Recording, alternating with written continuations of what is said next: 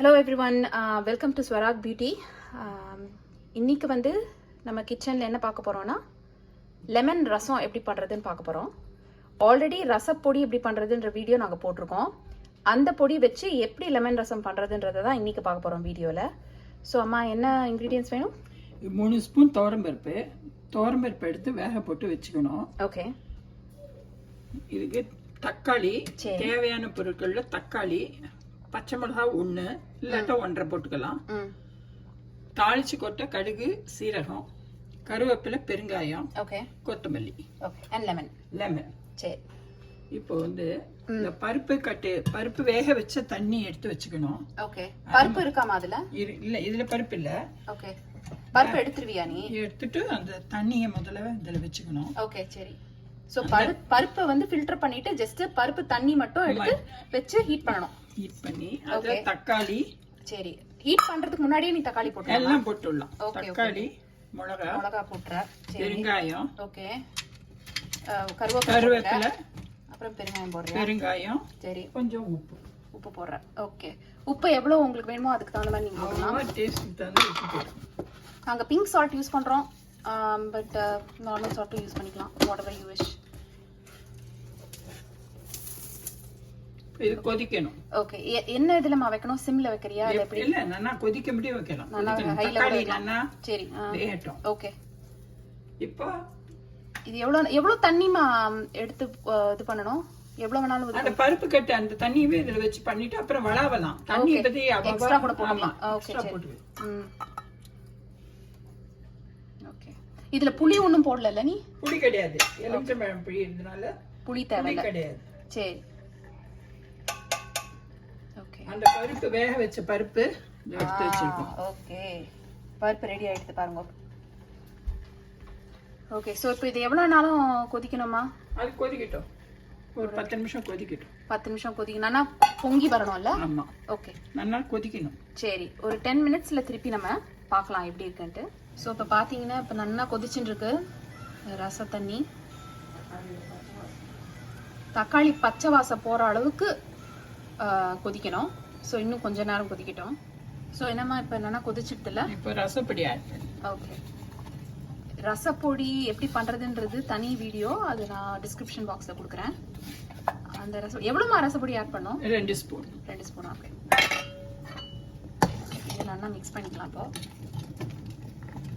இது ஒரு அரை மணி நேரம் கொதிக்கும். 10 நிமிஷம், இது ஒரு 5 நிமிஷம் கொதிச்சா போதும். ஏன்னா பொடி நம்ம வறுத்து தான் அரைச்சிருக்கோம். பொடி சேர்த்த அப்புறம் ரொம்ப கொதிக்க கூடாது. ஓகே.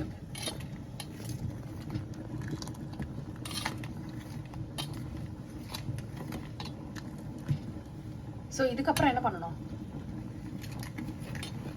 அந்த பருப்பை கலந்துடுறது. பருப்பு கட்டு. ஓகே. அந்த பருப்பு தனியாக எடுத்து வச்சிருந்தல அதை கலந்துட்டு அப்புறம்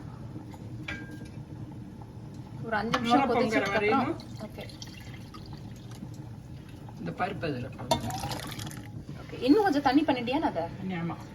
ஓகே. வளாவெல்ல சாத்துந்த. ஓகே. பருப்பை கலந்து வளாது. ஓகே. இப்போ நெக்ஸ்ட் ஸ்டெப் என்னமா? ஒரு ரசம் பொங்கி வரச்ச அணைச்சிடணும். இப்போ கொத்தமல்லி. ஓகே. கொத்தமல்லி போட்டு தாளிச்சு கொட்டி. ஓகே. சோ இது இன்னும் கொஞ்சம் நல்லா கொதிக்கணும் இல்லையா? ஒரு 5 நிமிஷம். இல்ல, கொதிக்க கூடாது, பொங்கி வரச்ச அணைச்சு. இந்த சீரா கடுகு மிக்ஸை வந்து தாளிச்சு இந்த ரசம் கொதிச்சுட்டு இருக்கு இல்லையா, அதுல நாங்க கொட்ட போறோம். நெய் போடுறோம். நெய்ல தான் தாளிச்சு கொட்டணும். ஓகே. அப்பதான் ரசம் வாசனையா இருக்கும். சரி. நெய் ஒரு 2 ஸ்பூன் நெய் அதுல வந்து வச்சிருக்கா இல்லையா, கடுகு அண்ட் சீரா அழகா தாளிச்சுட்டு அந்த மிக்ஸை வந்து ரசத்தில் போட்டு கார்னிஷ் பண்ணோம். ஸோ இது வந்து ஒரு ட்ரை ரெட் சில்லி வந்து போடுறோம் அதில் ஒரு 1 டேஸ்ட்டுக்கு. நம்ம ரசம் அதில் இப்போ வந்து லெமன் ரசத்துக்கு இப்போ அடுப்பு அணைச்சாச்சு. ஓகே. இப்போ அதில் லெமன் புழிஞ்சணும். ஓகே. எவ்வளோ லெமன் புழியிற மணி? என்னது பெரிய பழமா இருக்கிறதுனால நான் ஒரு 1/2 மூடி தான் புழியிறேன். சின்ன பழமா இருந்தால் நீங்கள் ஒரு பழம் மேலே புழியலாம். ஓகே. இப்போ இதுக்கப்புறம் ஏதாவது கொதிக்க விடணுமா இல்லை வேண்டாம்? இல்லை, அதை கொதிக்க கூடாது. கொதிச்சா கசந்து போயிடும்.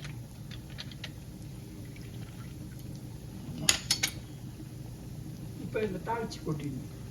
இது வாங்கிட்டு இருக்கு பாருங்க. அந்த இது வந்து மிக்ஸு சுட்டுருக்கு. லைட்டாக கலக்கறியா?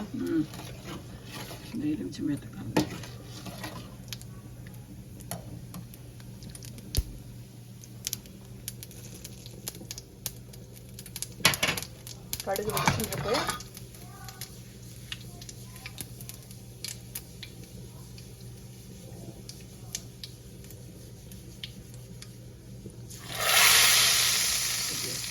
கார்னிஷ் பண்ணியாச்சு.